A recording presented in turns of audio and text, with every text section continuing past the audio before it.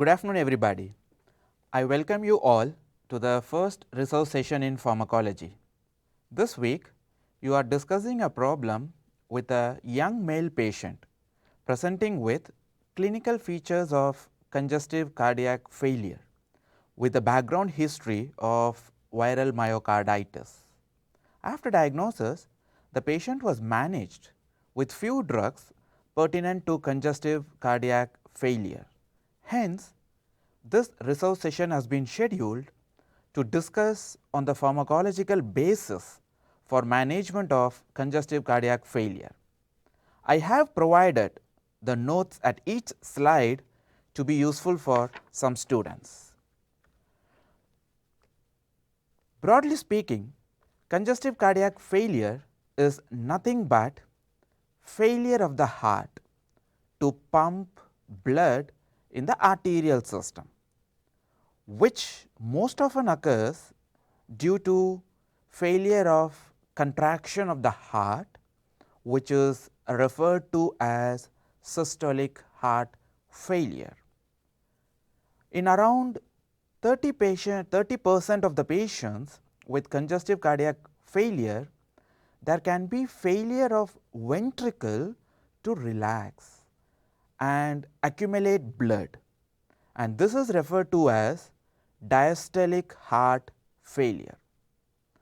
However, from the perspective of management, there is only slight difference exist between systolic and diastolic heart failure.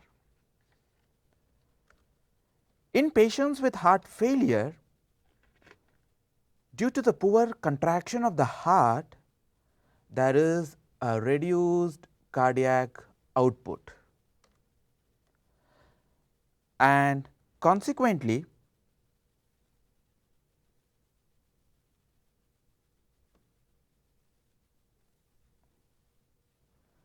there is a reduced cardiac output, and consequently there is a reduced blood pressure that stimulates two feedback systems.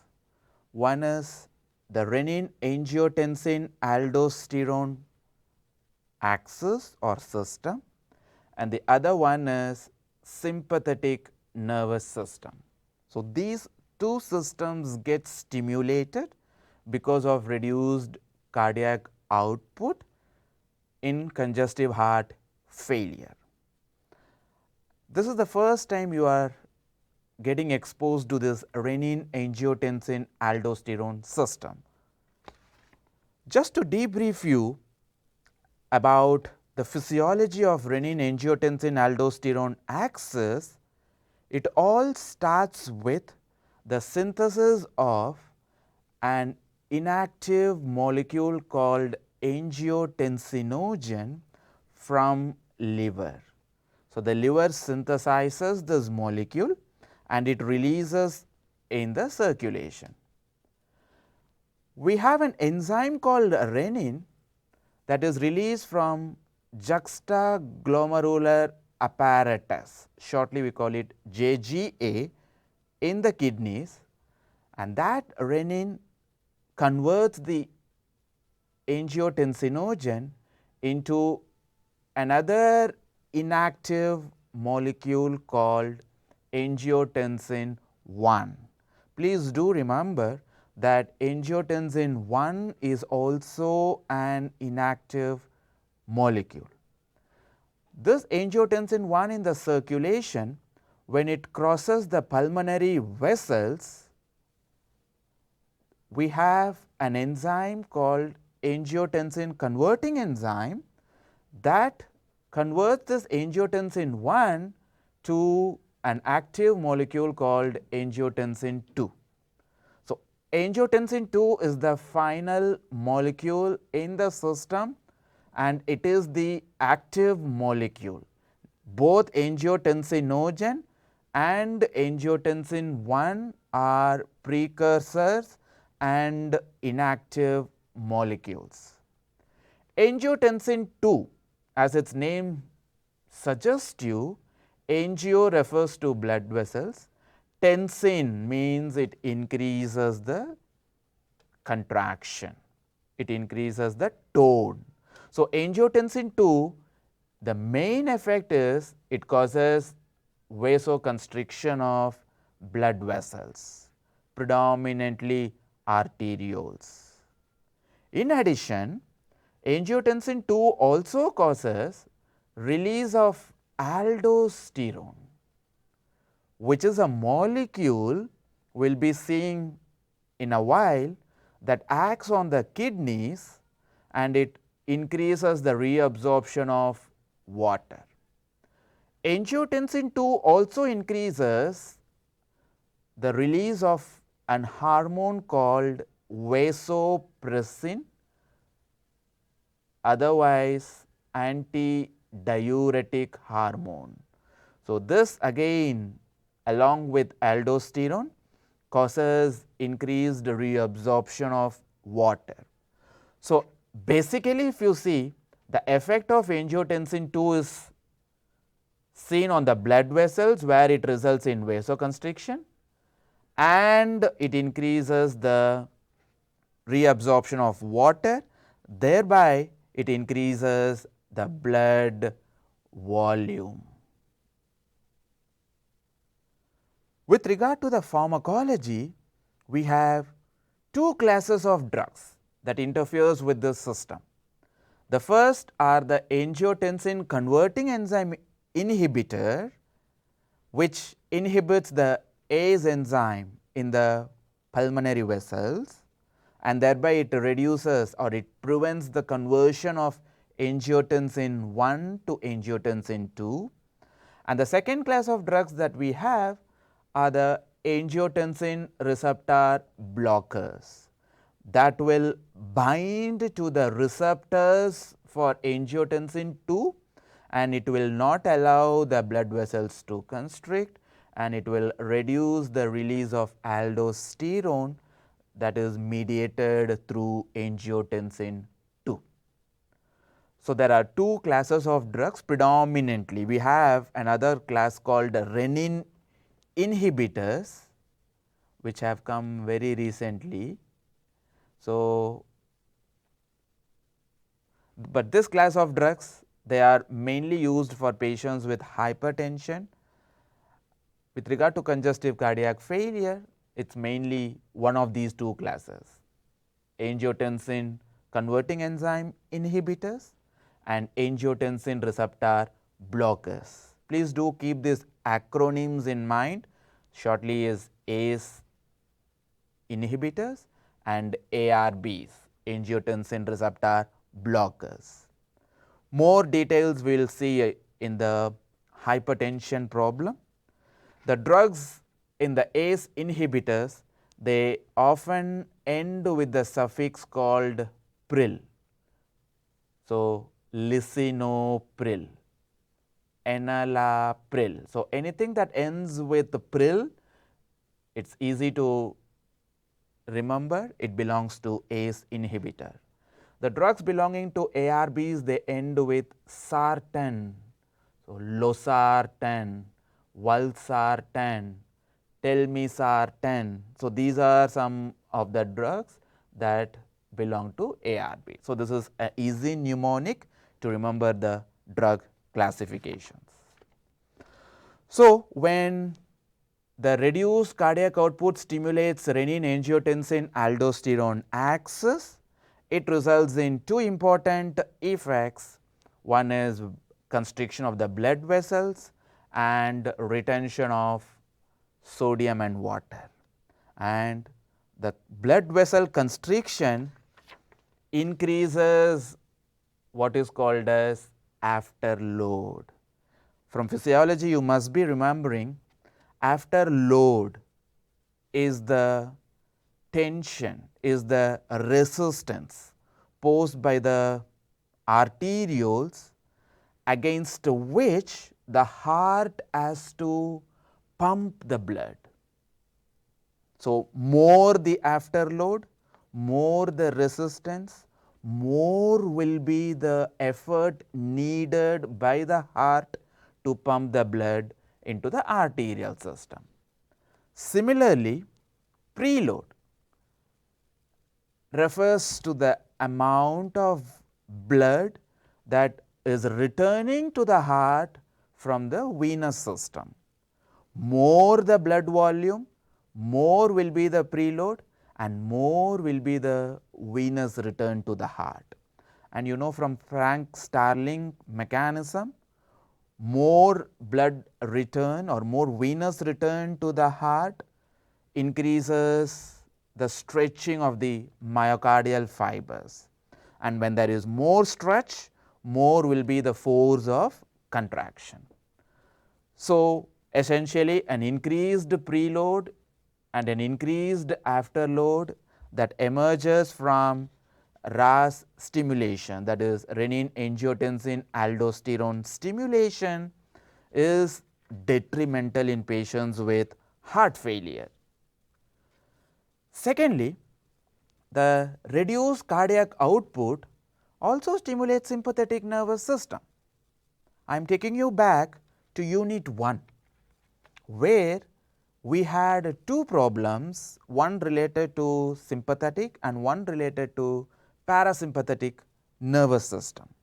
Could you reflect from unit 1, what are the receptors for sympathetic nervous system and what is the main molecule that is released by the postganglionic sympathetic nervous system?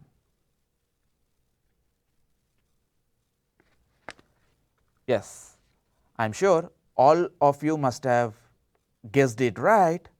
Sympathetic nervous system releases the molecule called norepinephrine that mediates its effect on the target organs, and the receptors for the sympathetic nervous systems are categorized as alpha and beta. Further, the alpha receptors are subclassified into alpha 1 and alpha 2, and the beta are classified into beta 1 and beta 2. With regard to the cardiovascular system, what is important amongst these four subtypes is alpha 1 and beta 1. It is easy, we have one heart, so alpha 1 and beta 1. Alpha 1 is predominantly located on the smooth muscles of blood vessels, and when sympathetic nervous system stimulates the alpha 1 receptors, it causes vasoconstriction. So, it leads to an increased afterload, as like we observe with stimulation of renin angiotensin aldosterone axis. The stimulation of sympathetic nervous system on the beta 1 receptors, beta 1 is located on the heart. It is located both on the conducting system of the heart, and so when it is stimulated, it results in increased heart rate. So, it results in tachycardia. Beta 1 receptors are also located on the myocardium.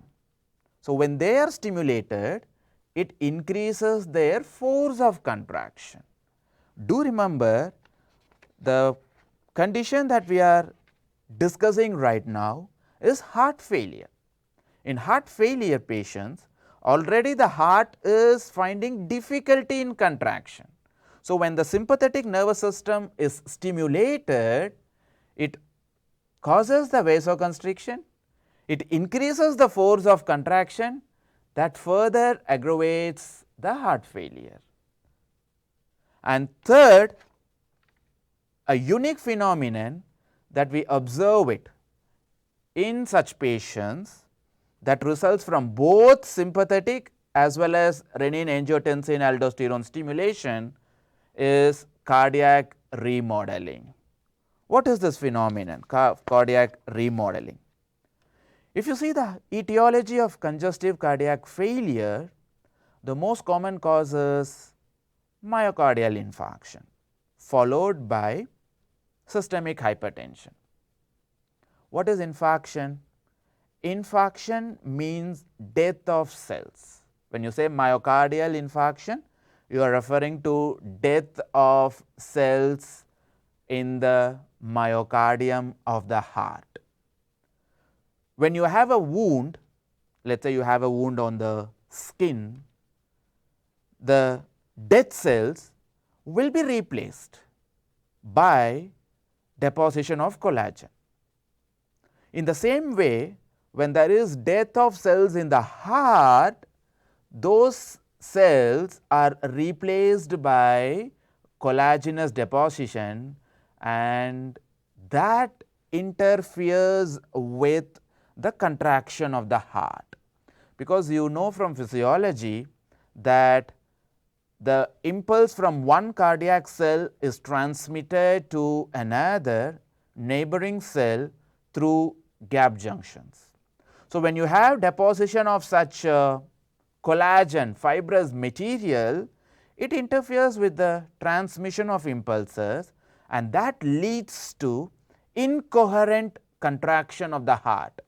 There is a change, there is an alteration in the size, shape and contractile capacity of the heart, and this reduced contraction of the heart that results from such deposition is referred to as cardiac remodeling. Please keep in mind that this is an unwanted phenomenon. It is a dangerous phenomenon because it further reduces the contractile capacity of the heart, and that results in further reduction in the cardiac output, stimulation of all these, and so it is a vicious cycle. So, if you want to treat such patients with heart failure, our primary objective is going to be threefold. First, you need to reduce the preload which is high in these patients, mainly because of stimulation of renin-angiotensin aldosterone axis. If you want to reduce the preload, you need to reduce the blood volume. If you want to reduce the blood volume, one of the easiest way is to reduce the reabsorption of water and sodium which is taking place in the kidneys by using a class of drugs called diuretics. So, this is one of the important class of drugs, we will be using it, that acts by reducing the preload. The second objective in such patients is to reduce their afterload. Afterload is nothing but afterload is mainly determined by vascular resistance. So, if you want to reduce this afterload, you need to reduce the vascular resistance. So, you use drugs which can relax the smooth muscles of the blood vessels, and so that results in vasodilatation. So, the second class of drugs which we will be using in these patients are the vasodilators that acts by decreasing the afterload. The third is the class of drugs which directly act on the heart and improves the contractile capacity of the heart. So, those drugs are called inotropes. From physiology, you must be already familiar with the term inotropic effect or inotropic action. Inotrope is referring to contraction of the myocardium, contraction of the heart.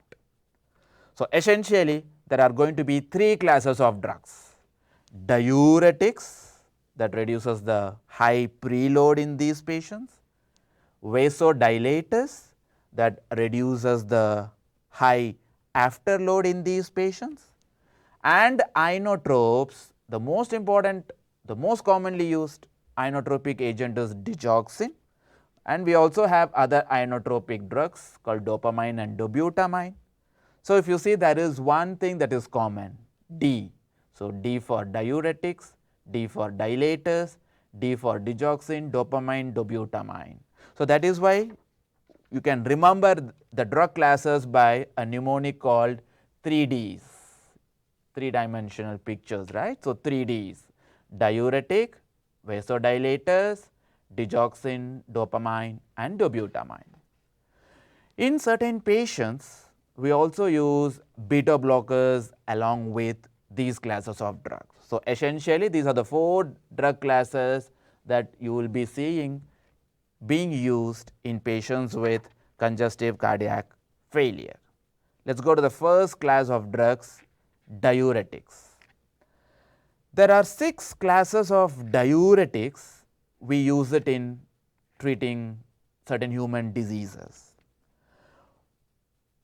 More details on these diuretics will be taken in unit 5, which is where we have a gastroenterology subunit and then the renal subunit. So, in the second subunit, the details on diuretics will be discussed.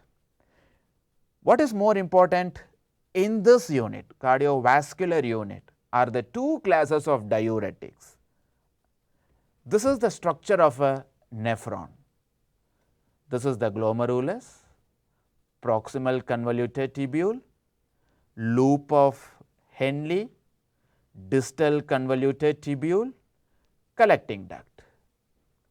You need to remember only 2 classes of diuretics in this unit. The first class are loop diuretics. Why do we call them loop? Because their site of action is in the loop of Henle. To be precise, it is on the thick ascending limb of loop of Henle. So, this is the first class you need to keep in mind. The second class are the aldosterone antagonist.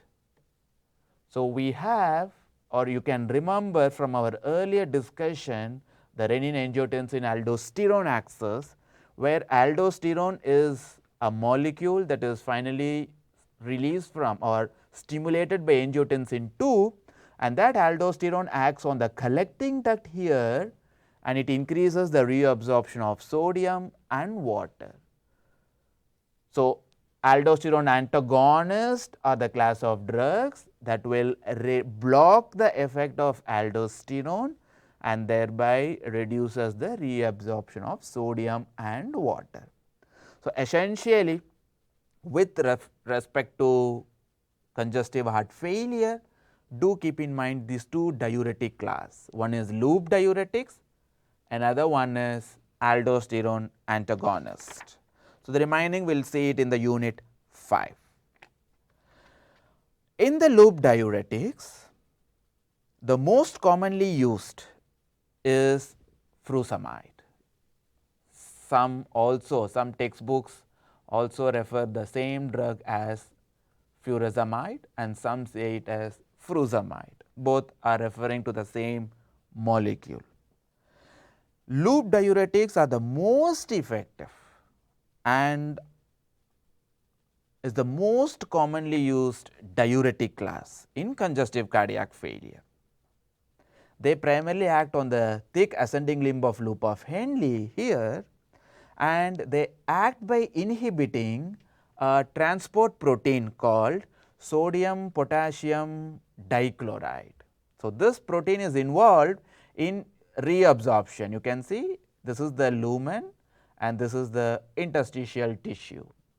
So, it reabsorbs sodium and potassium from the lumen into the tissue. Sodium is married to water. So, wherever sodium goes, the water passively follows it. So, when sodium is reabsorbed, water also is reabsorbed. So, both of these will enter the systemic vasculature and thereby they increase the blood volume. So, if you are using loop diuretics, they inhibit this molecule sodium potassium 2 chloride and thereby sodium and potassium will not be reabsorbed, they will be excreted. So, thereby you reduce their blood volume. This is the mechanism. But you need to keep in mind that reduction of sodium is well and good because ultimately that is linked to water reabsorption and if you reduce the sodium reabsorption, that reduces the water reabsorption, that is better in such patients who have increased preload. But in addition to sodium, the loop diuretics also cause potassium being lost in the urine. So, that leads to a very dangerous side effect called hypokalemia. In fact, loop diuretics if can cause hypokalemia, hypomagnesemia, hypocalcemia, hyponatremia. So, it can reduce almost all the electrolytes in the blood. This hypokalemia is very important in patients with congestive cardiac failure because we will be seeing it in a while. We have a drug called digoxin. This digoxin is very narrow therapeutic window. It has a very low therapeutic index. And when hypokalemia occurs, it increases the toxicity of digoxin. So, the most common reason for patients on digoxin to land up in hypokalemia is the concomitant use of loop diuretic. So, you have to be very careful when you have a patient who is receiving both loop diuretic and digoxin. The dose has to be as low as possible. They need frequent monitoring, additional potassium supplements or additional drugs that can increase the potassium level in the blood. So, all these measures and monitoring needs to be there. So, that is a very important concern that each one of you should keep in mind while you see a patient receiving loop diuretics with digoxin. When you are using this loop diuretics, remember they are one of the wonderful diuretic agents. They cause very good loss of sodium and water, because of which they stimulate renin angiotensin aldosterone axis. Because there is reduced blood volume, whenever the blood volume reduces, blood pressure reduces, this system is stimulated. So, when renin angiotensin aldosterone system is stimulated, it increases the aldosterone release, and that aldosterone reabsorbs the sodium in the collecting duct, and it reduces the efficacy of loop diuretics. So, that is why in patients with heart failure, you will often observe that loop diuretics are together administered with the drugs that block or that reduces the activity of renin angiotensin aldosterone system, commonly either A's or ARBs will be there. So, these are some of the important points with regard to loop diuretics. With regard to aldosterone antagonist, right. So, primarily you need to know what is the role of aldosterone in patients with heart failure. We know that renin angiotensin aldosterone system, it finally produces angiotensin 2, and that angiotensin 2 increases the aldosterone molecule. Increased aldosterone acts on the collecting duct of the nephron, and it increases the reabsorption of sodium and water. So, thereby it increases the blood volume, and that increases the risk of edema. This is one problem that we can easily understand. Second, the increased aldosterone has some direct cardiac effects which are dangerous. First is it increases the contraction, it increases the risk of left ventricular hypertrophy. It increases the risk of arrhythmias, and it reduces the reuptake of norepinephrine, and that increases the risk of ischemia to the heart.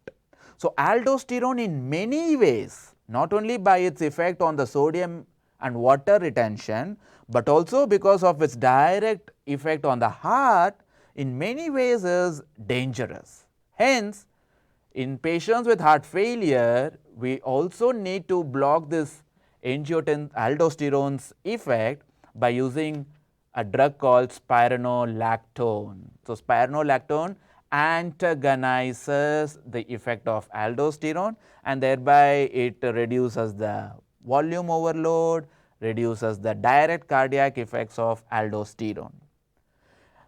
In addition, another beauty of spironolactone is it retains the it retains the potassium in the kidneys.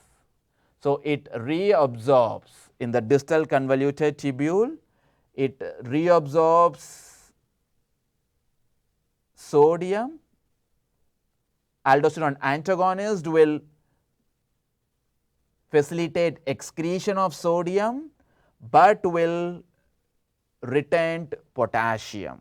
So, thereby the risk of hypokalemia by loop diuretics can be attenuated, reduced if we concomitantly use spironolactone. So, spironolactone in heart failure patients has the following benefits.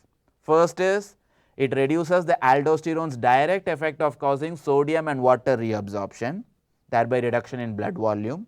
Second, it antagonizes the aldosterone's direct effect on the heart, thereby reduces the hypertrophy, arrhythmia and ischemic risk. Third, when you add it in a patient who is receiving loop diuretics, the risk of hypokalemia is reduced because aldosterone antagonist causes hyperkalemia. And more importantly, this is one of the very few drugs which are shown to improve survival, very important point in heart failure patients.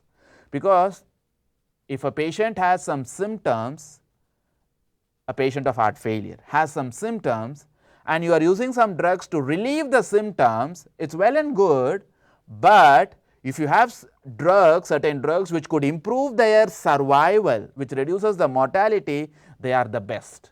So, spironolactone is one of the very few drugs that improves the mortality in such patients, and therefore, it is one of the must to be administered drug in patients with heart failure, because it prolongs their lifespan, it reduces their hospitalization. So, this point again you need to nail it, keep it in mind.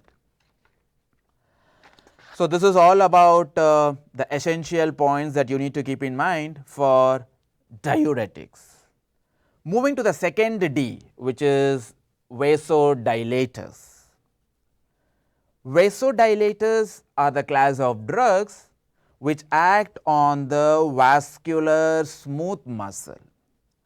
So, for us to understand how these drugs act, we need to just brush up our knowledge on the physiology of contraction of vascular smooth muscles.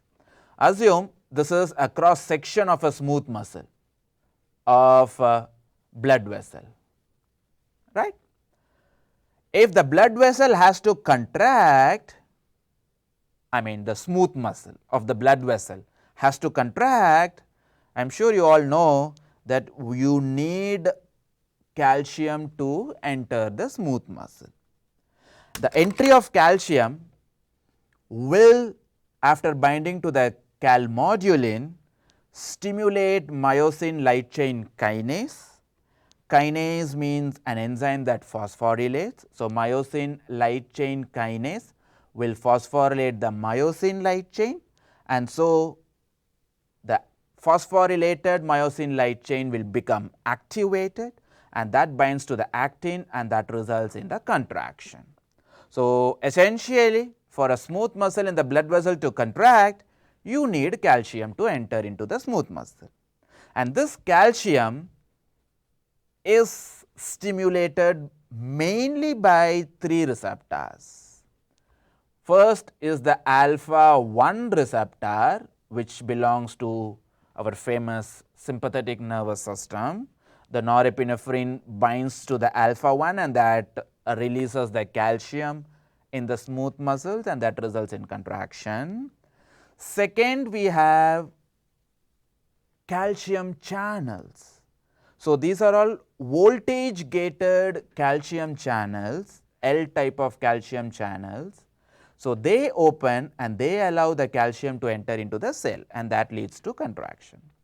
The third type of receptors which again causes calcium entry are again our famous angiotensin II receptors. So, these three receptors, they activate or they get activated, and that results in calcium entry, and that causes contraction. That increases the resistance in the arterioles, and that increases the afterload, which is a problem in heart failure patients. If the smooth muscles have to relax, you need to remove this phosphate group, and physiologically this is done by an enzyme called myosin light chain phosphatase. So, this enzyme removes the phosphate, and thereby it becomes an inactive myosin light chain that separates from actin, and that results in the relaxation of smooth muscles. So, this is the physiology. So, physiologically you need to keep in mind the contraction of vascular smooth muscle is brought about by alpha 1 belonging to sympathetic, L type of calcium channels and angiotensin receptors. And to relax the smooth muscles, you can also activate myosin light chain phosphatase. Now, we will go into the drug class. If you want to relax the smooth muscles, we can achieve this by one of the two ways. We can use drugs that can block these receptors, and thereby they do not allow calcium to enter, and thereby the contraction will not happen, or you can use drugs that can stimulate this phosphatase enzyme, so that removes the phosphate and that facilitates the relaxation. So, basically these are the two dimensions of vasodilator category of drugs. So, these are the drug classes that are commonly used for this purpose. So, if you see, the drug class which blocks the alpha 1 receptors are the alpha 1 blockers. The drug class which blocks the calcium channels are the calcium channel blockers, and the drug classes that interfere with the angiotensin II receptor we have seen before, ACE inhibitors and angiotensin receptor blockers, ARBs, right. So, these are the classes of agents that will reduce the contraction of vascular smooth muscle. If you want to relax, let us come on this side of the picture. If you want to relax, then you need to activate myosin light chain phosphatase, and that can be brought about by a class of drugs called nitrates. So, the nitrates, they release nitric oxide, and that nitric oxide stimulates myosin light chain phosphatase, and that causes relaxation. So, these are the important classes of drugs used as vasodilators. In addition, we have potassium channel openers, which, as their name suggests, opens the potassium channel. When potassium channel is open, the potassium goes outside, and this causes hyperpolarization of the vascular smooth muscle, and it reduces the calcium entry and it relaxes the vascular smooth muscle. So, this is another vasodilator class commonly used. And the ACE inhibitor, which predominantly acts by inhibiting the contraction, also we will be seeing it in antihypertensives. It also interferes with degradation of a molecule called bradykinin. Just do a Google search for bradykinin, and you will get that bradykinin is one of the very active molecule causing retention of sodium and dilating the blood vessel. So, it is a vasodilator. So, when ACE inhibitor prevents the degradation of bradykinin, the bradykinin level goes up in the blood vessels, and that again causes relaxation. So, these are the vasodilator categories of drugs. I have categorized based on which blood vessel do they dilate predominantly. We have three classes of drugs that predominantly dilates arterioles. So, if you are using any of these classes, you expect reduction in the arteriolar resistance, reduction in the afterload. We have a drug class which predominantly acts by reducing the preload, predominant venodilators. So, these class nitrates, they dilate the veins. So, the venous return to the heart is less. So, they reduce the preload. And we have three more classes which do a good job both in arterioles and in venules. So, they are both arteriolar and venular dilators. So, you expect a reduction in both afterload and preload. So, our A's and ARBs come in this class, arteriolar and venodilators. This class of agents, all these classes will also be used as antihypertensives. With regard to CCF, what you need to keep in mind is, amongst this bunch of vasodilators, the best which have been shown to improve survival, again the most important entity which we are interested in, right, prolonging the lifespan, are the ACE inhibitors, ARBs, and a combination of nitrate with hydralazine. It is not either nitrate or hydralazine, but hydralazine with one of the nitrates. So, these are the three vasodilator categories which have been shown to improve survival, and that is why we often you will see patients on heart failure receiving ACE, ARBs, or a combination of hydralazine with nitrates. Even in the patient, in the problem, if you take, I think he is receiving one of the A's or ARBs, I think it is ARBs. So, these are the essential points that you need to keep in mind for vasodilator class. The third D, which refers to digoxin and other inotropic, dopamine, dobutamine.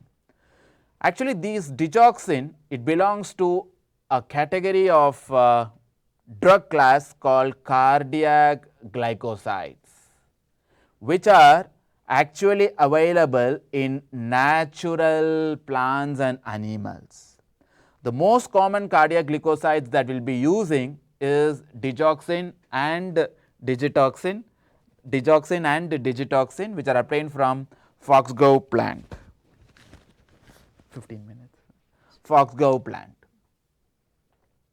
Especially their purple flowers will lead to, especially the purple flowers will lead to the, they have the digoxin. Digitoxin is actually synthesized artificially. This is a picture of a myocardial cell.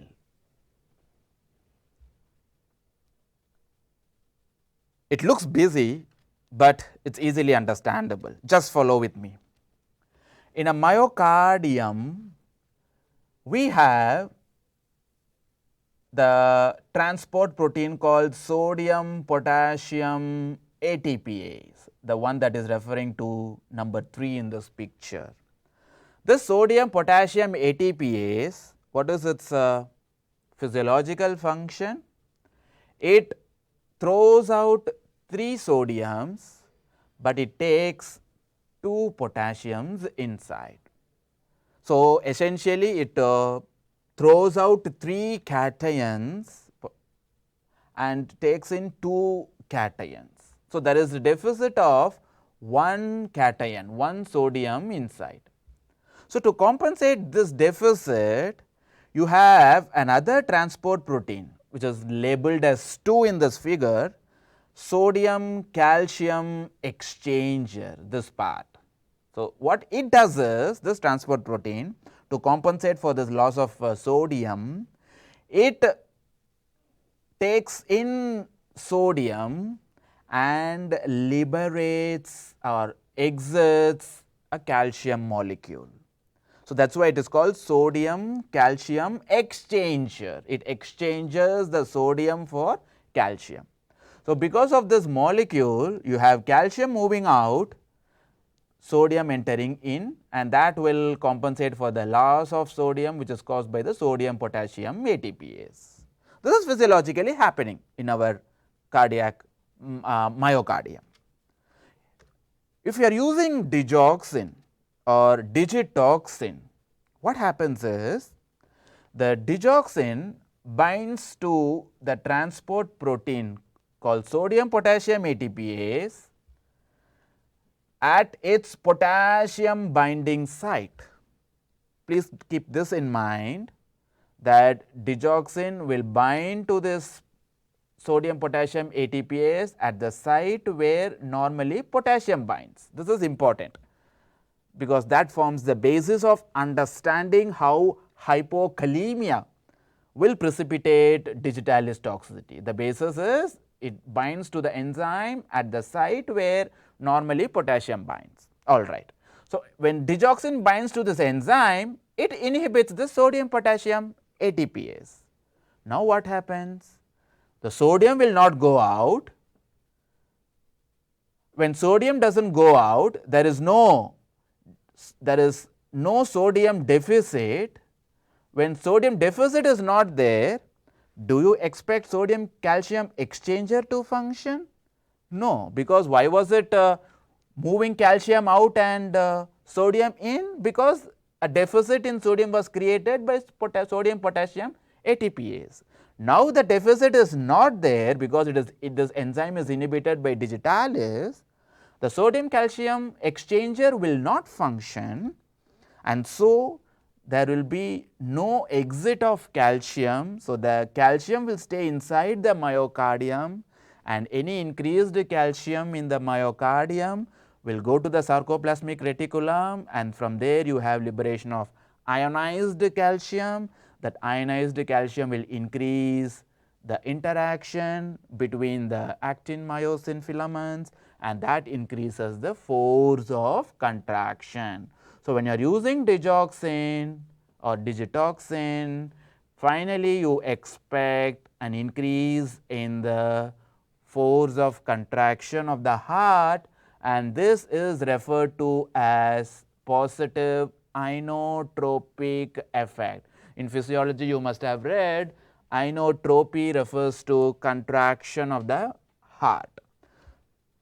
Well, so when you use digoxin, you expect an increase in the calcium concentration in the myocardium, and an increase in the calcium concentration will also increase the excitability of myocardium.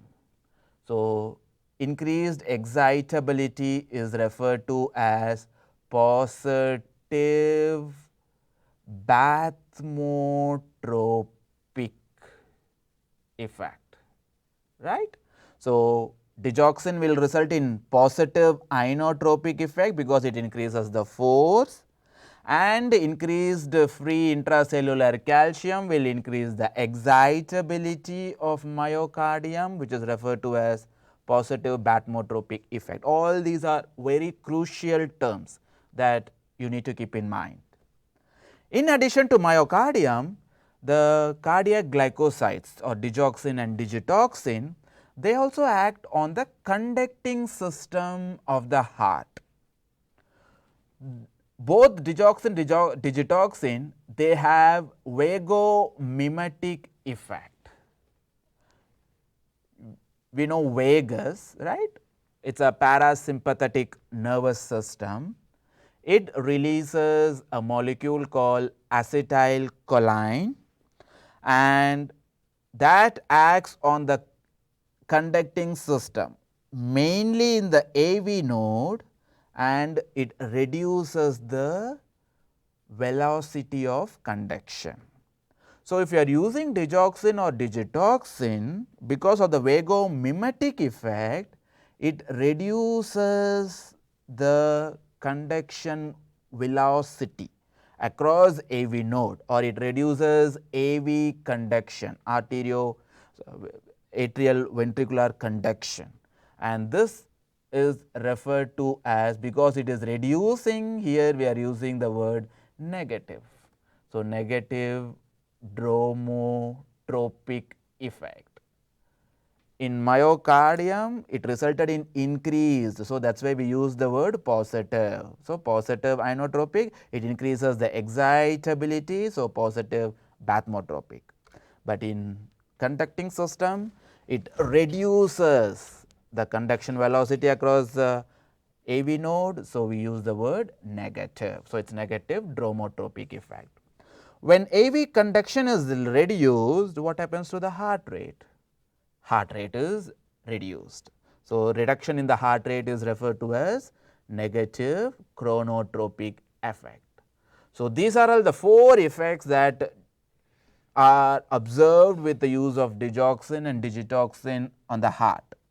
Increased force of contraction, which is positive inotropic, increased excitability of the myocardium, that again stems from increased intracellular calcium, that is positive bathmotropic, and on the conducting system there is a decreased conduction across AV node, negative dromotropic, and that results in a decreased heart rate, which is negative chronotropic effect. There are 2 drugs in the cardiac glycosides that are commonly used. First is digoxin, and in some European nations, especially Scandinavian countries, they also use digitoxin. You do not have to know much in detail except the key differences.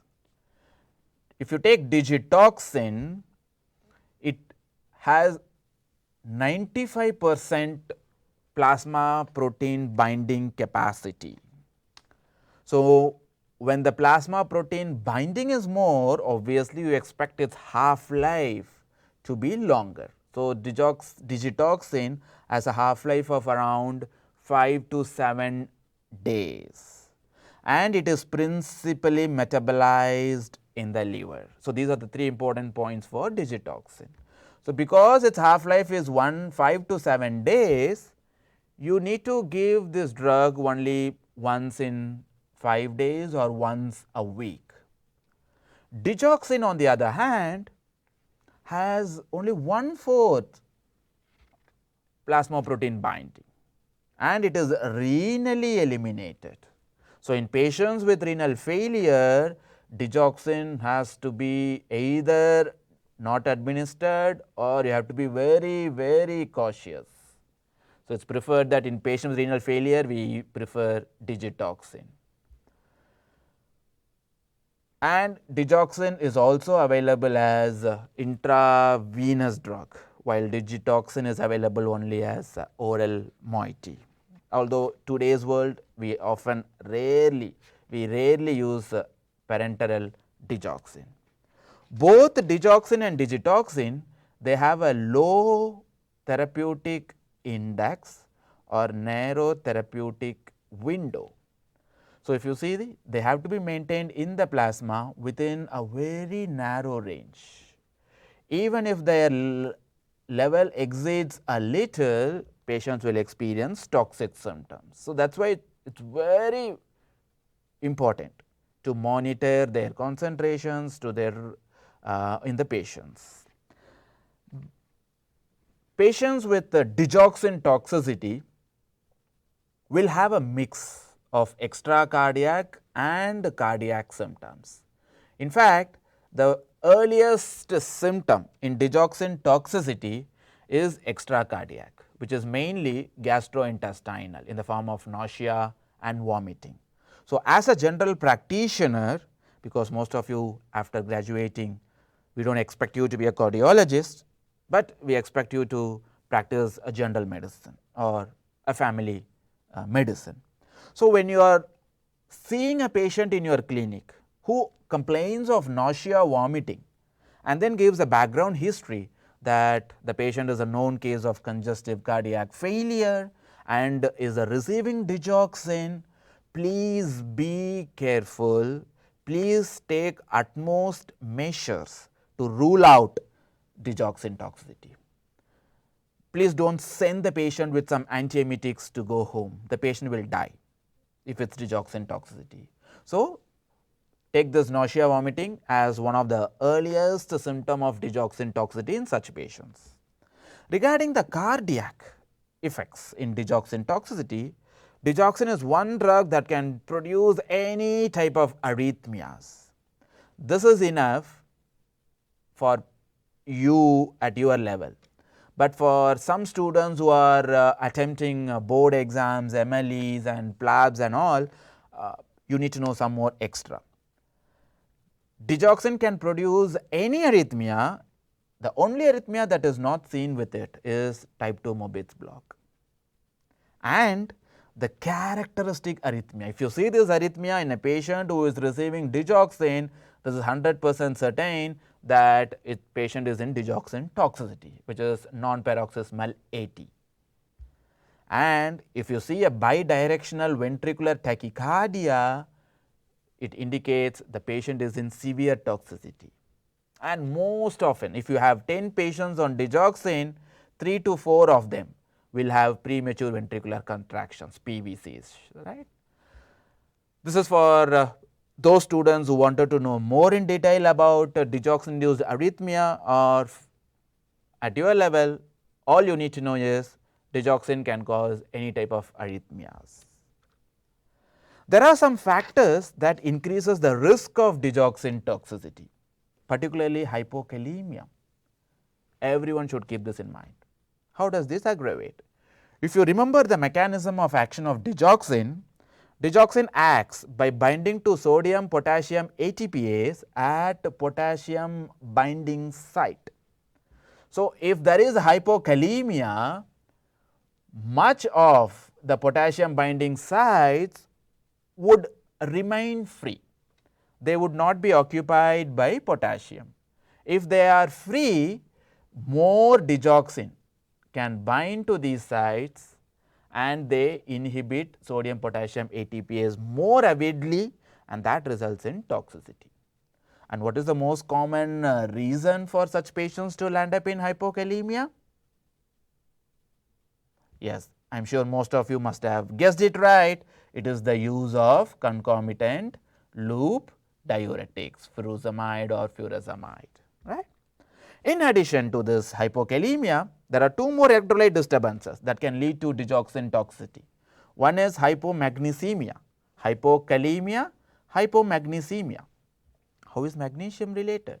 Because for the sodium potassium ATPase in the myocardium to function, magnesium is essential as a cofactor. In hypomagnesemia, the reduced magnesium will further act like inhibition of sodium potassium ATPase, and it is similar to digoxin's mechanism. So, that aggravates the toxicity.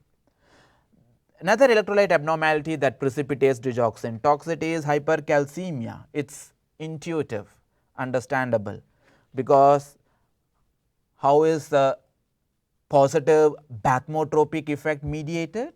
By increased calcium in the myocardium. So, when there is hypercalcemia, more will be the calcium entry, more will be the free ionized calcium, that increases the excitability of the myocardium, that increases the arrhythmias, toxicity of digoxin.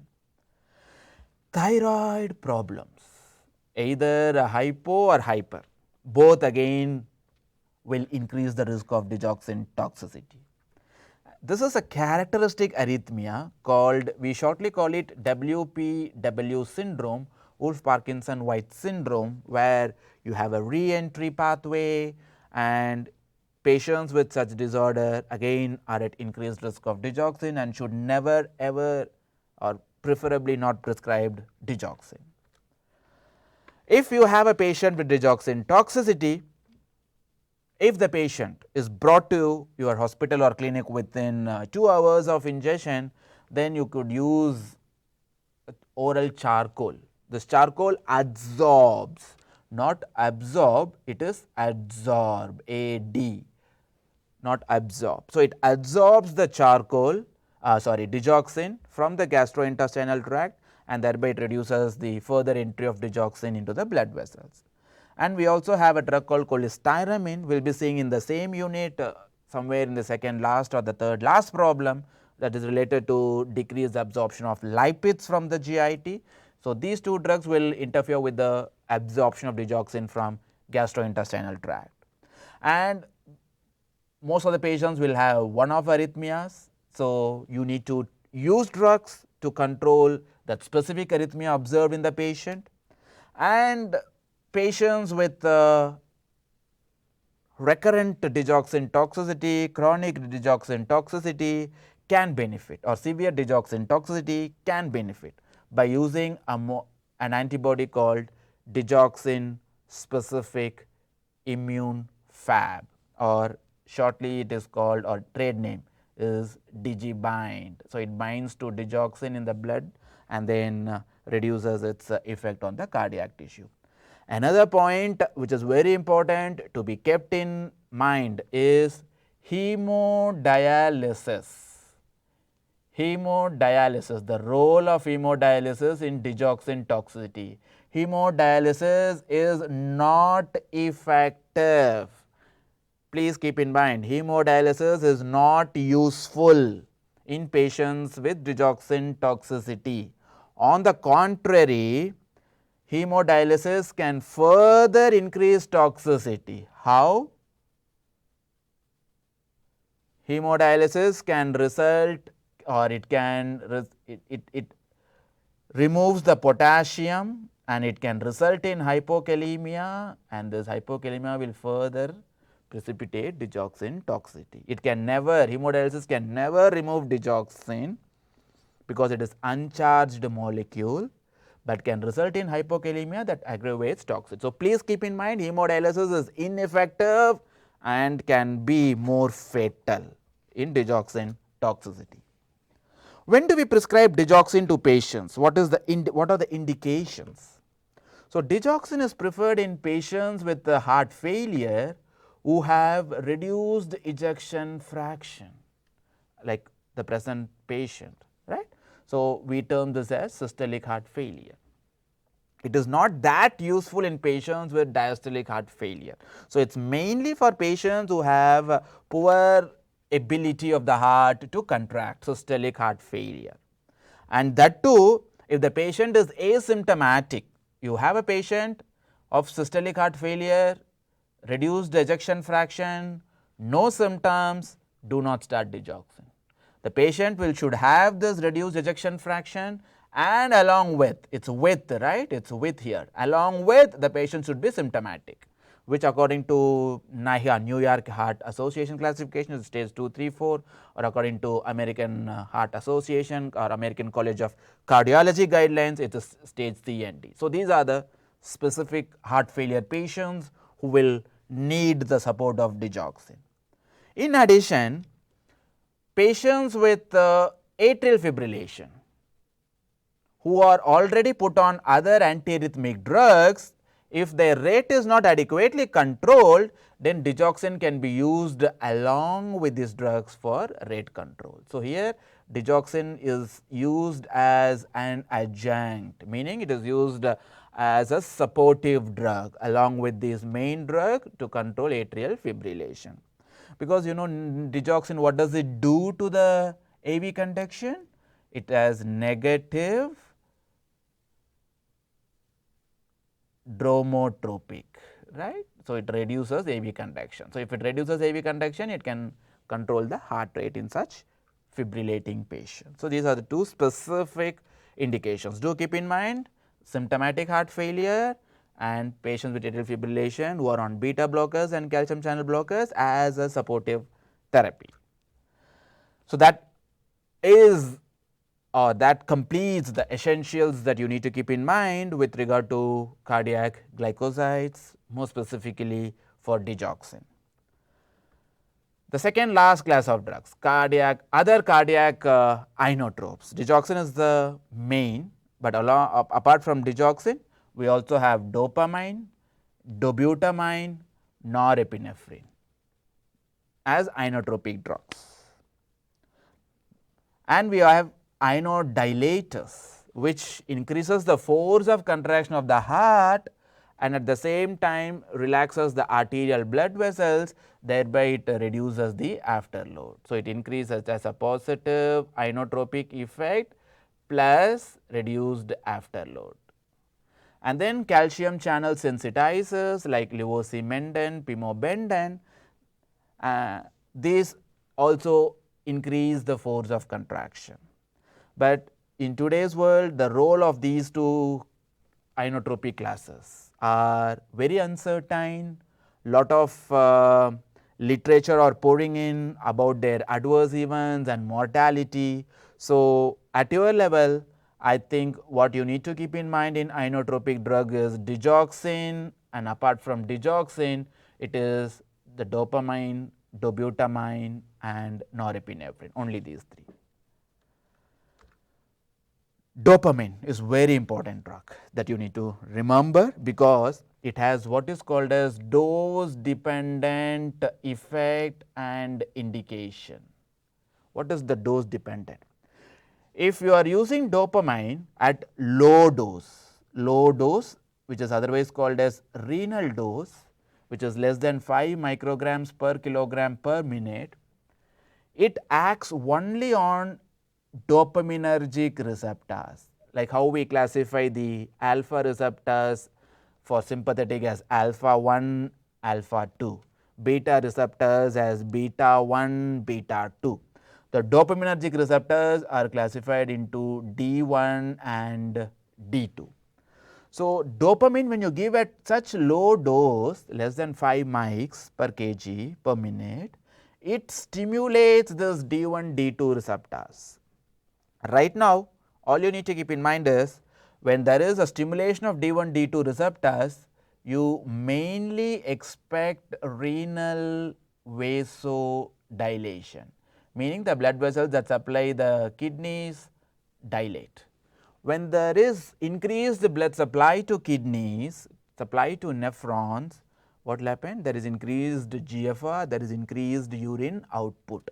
So, we use it in patients who have decreased blood supply to the kidneys, and then kidney fails, which is referred to as pre-renal failure. So, dopamine at this low dose, we use it, that is why it is called as the renal dose. Why? Because at this dose it causes the blood vessels supplying the kidneys to dilate, and that is indicated for patients with pre-renal failure. When you slightly increase the dose further, when you give it between 5 to 10 mics per kg per minute, apart from D1 and D2, it also acts on the beta 1 receptors. So, action on beta 1 will increase the heart rate, will increase the force of contraction, right. Beta 1 receptor stimulation will increase both.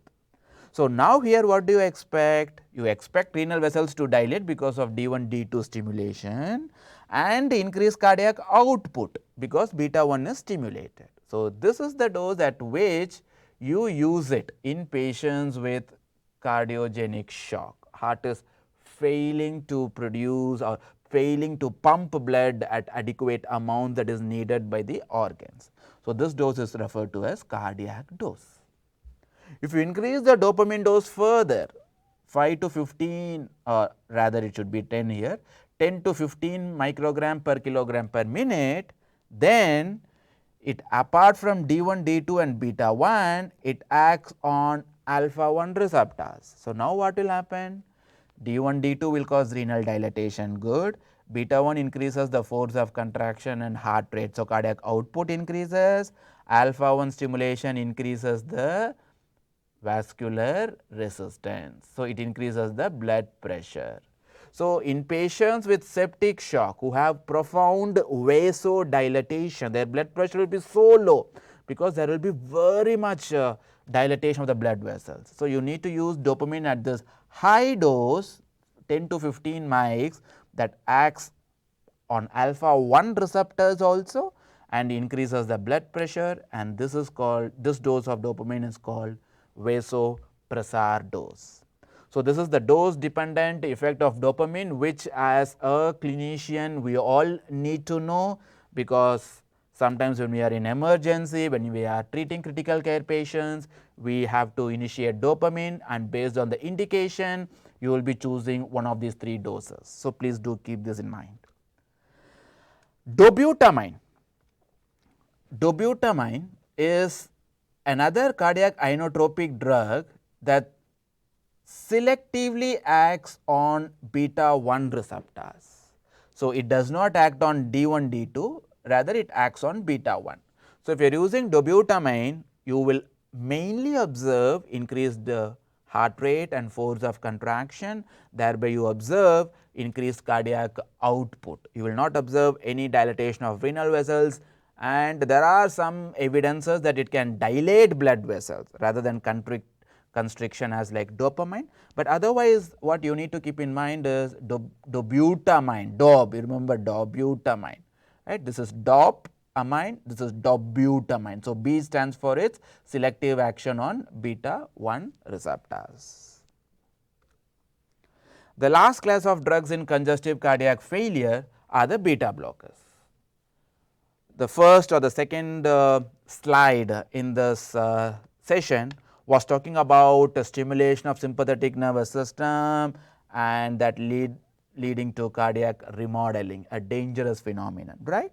So, if you want to prevent this dangerous unwanted phenomenon, then you need to use beta blockers. So, beta blockers are one of the essential and proven class, which again as like spironolactone, as like ACE inhibitors, ARBs, or the combination of hydralazine with nitrates has been shown to prolong survival. Digoxin, the one that we discussed before, keep in mind that digoxin improves quality of life of patients. If the patients have symptoms of heart failure, it improves their symptoms. So, it improves their quality. Except for certain high risk patients, digoxin has not been shown to improve survival.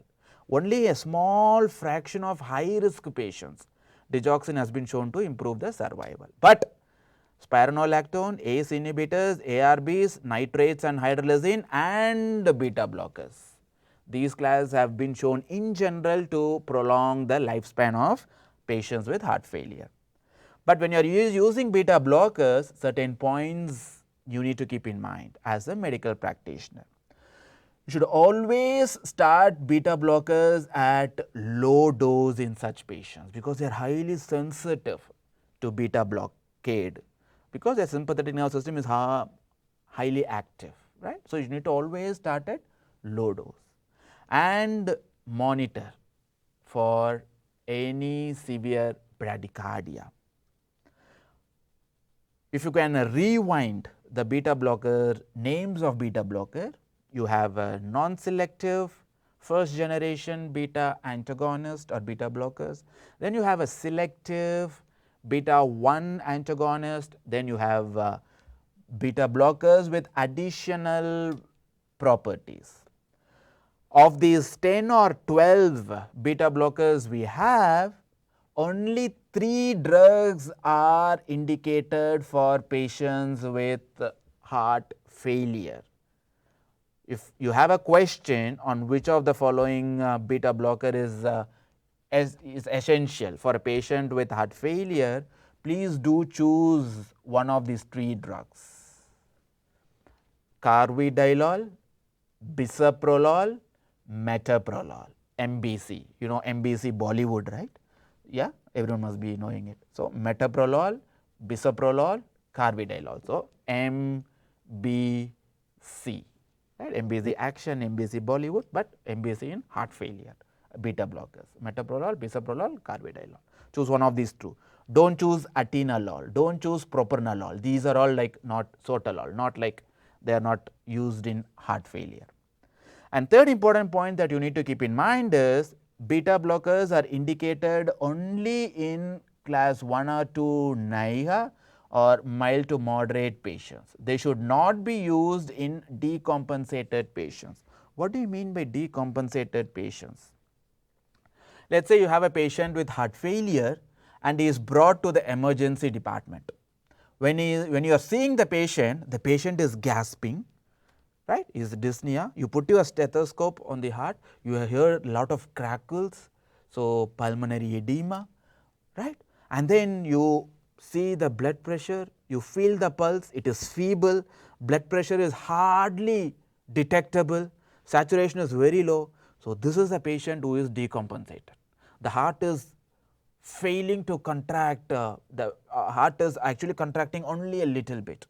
So, these are also the same status that I described are also called by these terminologies. So, it is called acute heart failure, severe heart failure, decompensated heart failure, unstable heart failure, all these are referring to the same status as I described you now. And do keep in mind, when you have a patient like this, it is an absolute contraindication for starting beta blockers. You should never ever start on beta blocker for such patients, although they are in heart failure, because for such patients sympathetic nervous system support is essential to improve the contractility. So, if you are using beta blocker, it will further deteriorate the condition. So, it should never be given. On the other hand, after some time, such patients, after using drugs, their blood pressure will improve, their force of contraction of the heart will improve. So, then they will be considered as a mild to moderate or a stable or a compensated heart failure patients. Then you can start them on beta blockers. It happened in the same problem too. If you see, on the first day when he was diagnosed with a reduced ejection fraction, right, pulmonary edema, he was not started.